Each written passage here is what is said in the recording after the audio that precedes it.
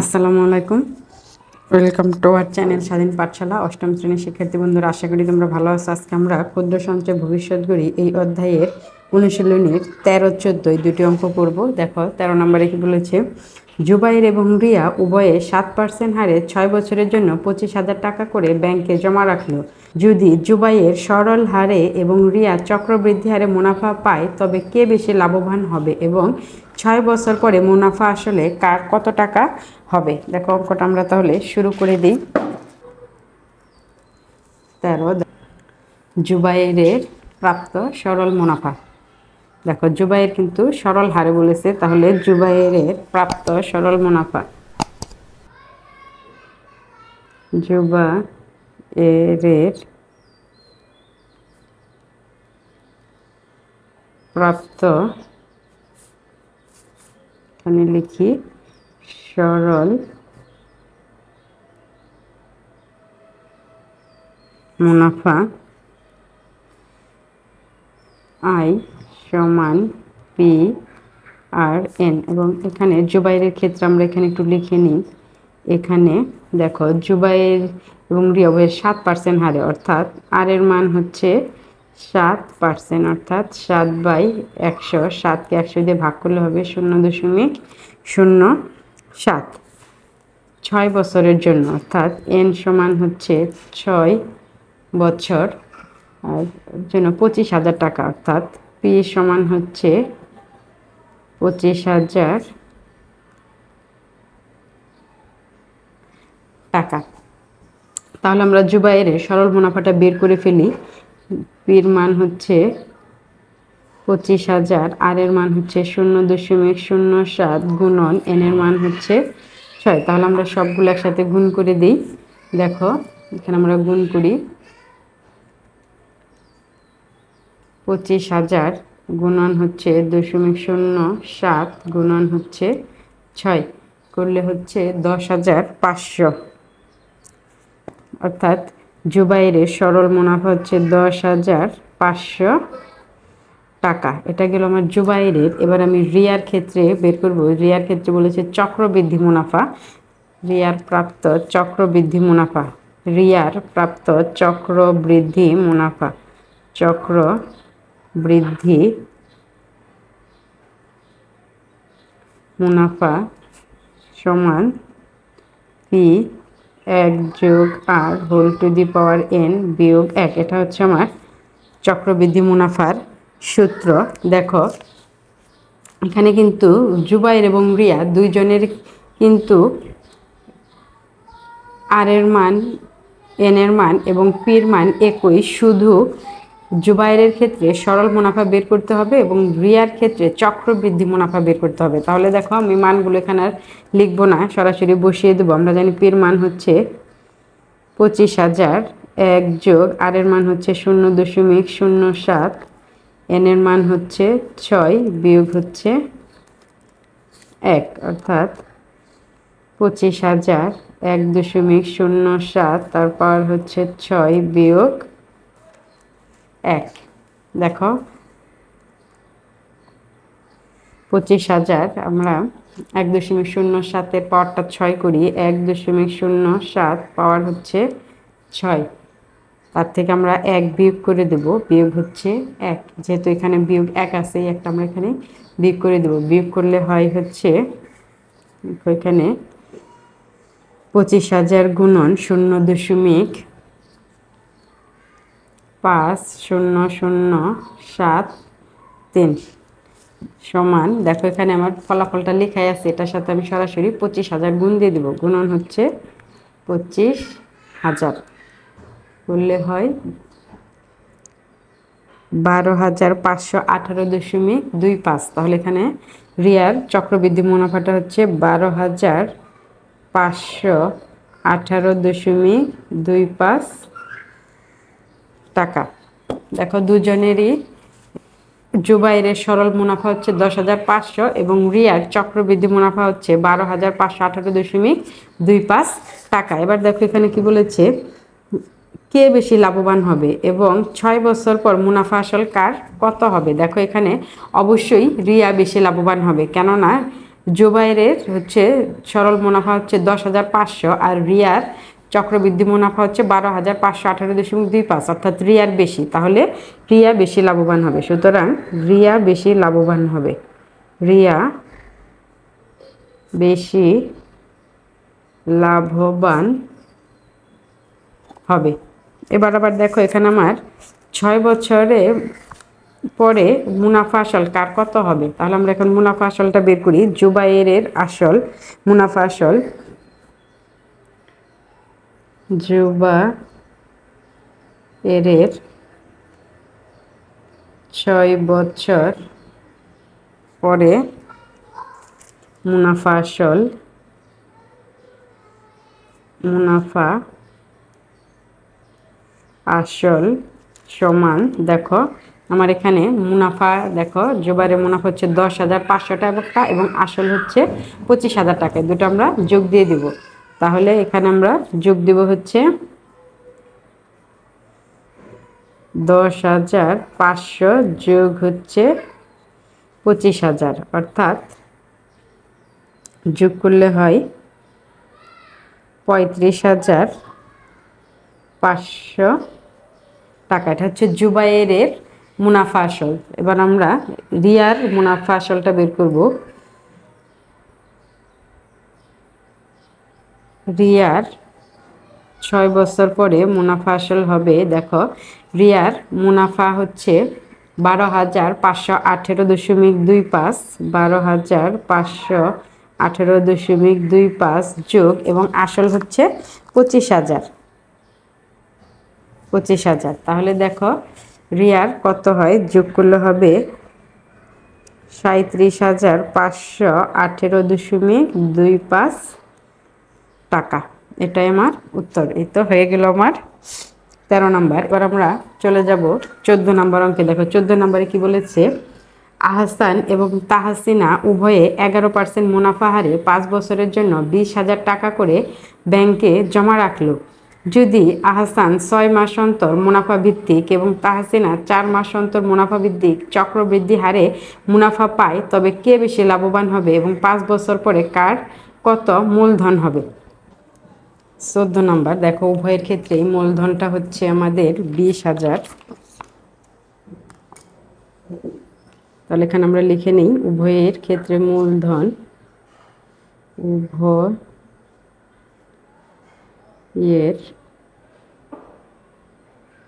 ক্ষেত্রে মূলধন হচ্ছে 20,000 টাকা। আমরা আগে আহসানের ক্ষেত্রে বের করব। আহসানের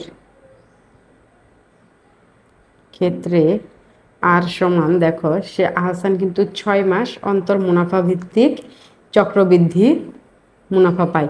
তাহলে এখানে দেখো 6 মাস অন্তর, তাহলে 6 যেহেতু মাস আছে, আমাকে এটাকে বছর করে নেব। বছর গুণন হচ্ছে 11%, 6/12 গুণন 11% উঠিয়ে দিলাম 100, তাহলে উপরে হচ্ছে 66 আর নিচে হচ্ছে 1200। তাহলে আমরা 66কে এখন আমরা 12 দিয়ে ভাগ করব। 66 ভাগ হচ্ছে 1200, 0.055, অর্থাৎ 0.055। এটা হচ্ছে আর এর মান এবং এন সমান, দেখো সেম যেহেতু 6 মাস আছে, তাই 12/6 এবং 5 বছরের জন্য মুনাফা পাবে, তাই 5 1 বছরে পাবে 2 বার এবং 5 বছর আরও বেশি পাবে। এটাকে আমরা বের করে নিলাম 2 10 বছর, এনের মানটা পেলাম। তাহলে আহসানের চক্রবৃদ্ধি মুনাফা,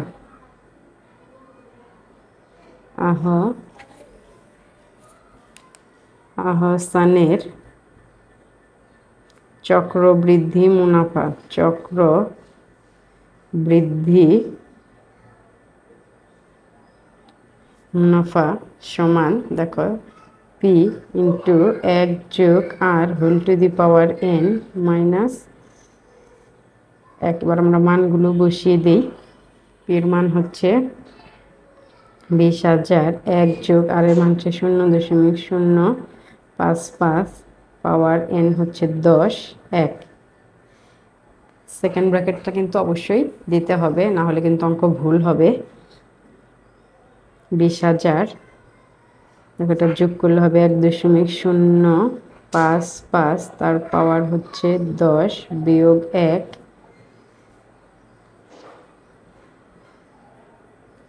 20,000 দেখো এটাকে আমরা পাওয়ার যদি 10 করি, 1.055 পাওয়ার হচ্ছে 10 সমান, এখানে আমরা বিয়োগ করব 1 বিয়োগ হচ্ছে 1, একবারে বিয়োগ করে দিলাম। তাহলে দেখো 0.708144, তাহলে গুণন এখানে আমি লিখে দিই 0.708144 সমান, দেখো ফলাফলটার সাথে আমরা একেবারে সরাসরি 20,000 গুণ করে দেব।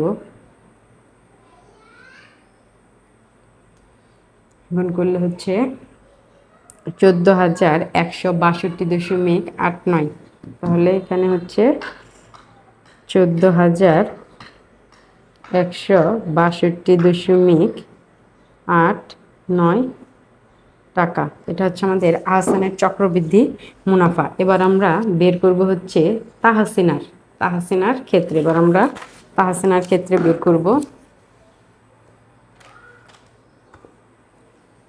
তাহসিনার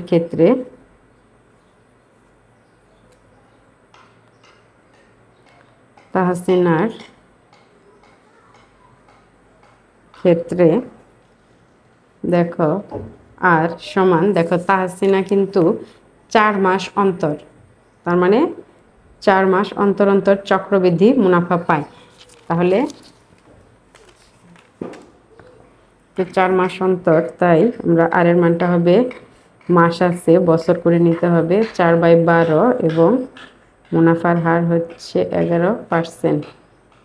তার 4/12 গুণন 11 হচ্ছে 100।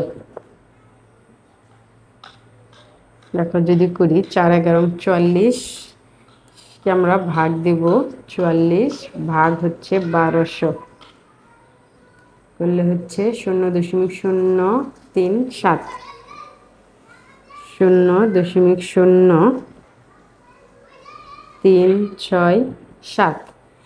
n সমান, দেখো n এর মানটা আমরা লিখি, যেহেতু 4 মাস অন্তর 12/4 এবং 5 বছরের জন্য পাবে, তাই 5 কাটাকাটি করলে 3 3 5 15 বছর। n এর মানটা হচ্ছে 15 বছর। তাহলে তাহসিনার চক্রবৃদ্ধি মুনাফাটা আমরা বের করি। তাহসিনার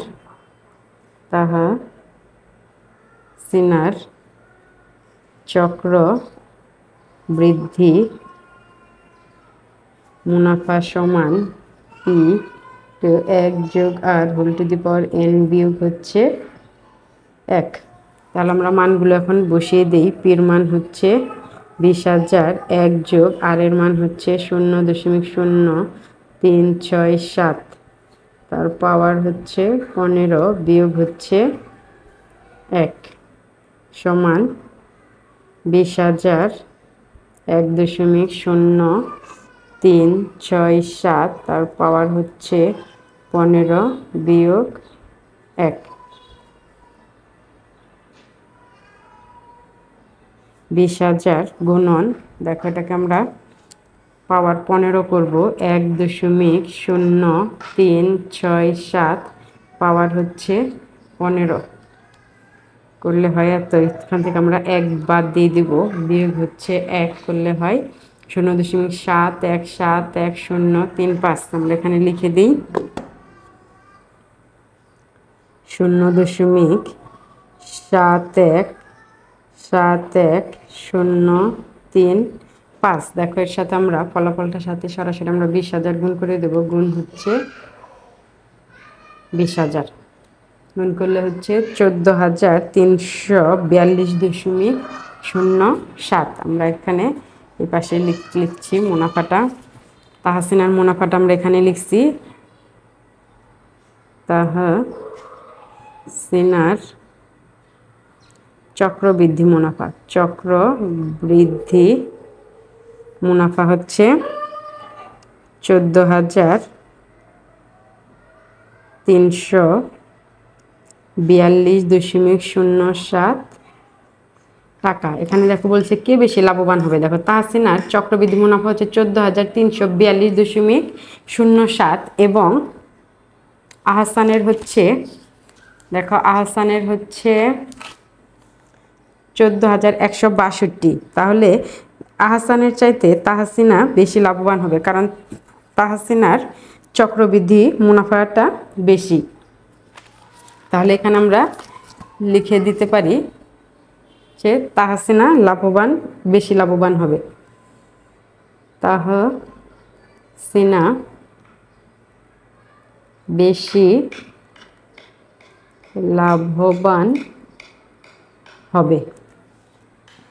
তারপর দেখো আবার 5 বছর পরে কার কত টাকা মূলধন হবে। এবার আমরা মূলধনটা বের করব। 5 বছর পরে আহসানের মূলধন, 5 বছর পর আহসানের মূলধন, দেখো শুরুতেই তার আসল ছিল 20,000 এবং পরবর্তীতে তার চক্রবৃদ্ধি মুনাফাটা হচ্ছে 14,162.89। এখন যোগ করে দিলে হয় হচ্ছে 34,162.89 টাকাটা হচ্ছে আহসানের মূলধন এবং 5 বছর পর তাহসিনার মূলধন হবে, শুরুতে মূলধন হচ্ছিল 20,000 যোগ আর হচ্ছে তার চক্রবৃদ্ধি মূলধনটা হচ্ছে 14,342.07। যদি যোগ করে দেই তাহলে হবে হচ্ছে 34,342.07 টাকা। এটাই আমার 14 নংয়ের উত্তর। অষ্টম শ্রেণীর শিক্ষার্থী বন্ধুরা, আশা করি তোমরা বুঝতে পেরেছো। আমার ভিডিওটি যদি তোমাদের ভালো লেগে থাকে তাহলে একটি লাইক করবে এবং আমার চ্যানেলে যদি তোমরা নতুন দর্শক হয়ে থাকো তাহলে অবশ্যই সাবস্ক্রাইব করবে। ধন্যবাদ সকলকে। আসসালামু আলাইকুম।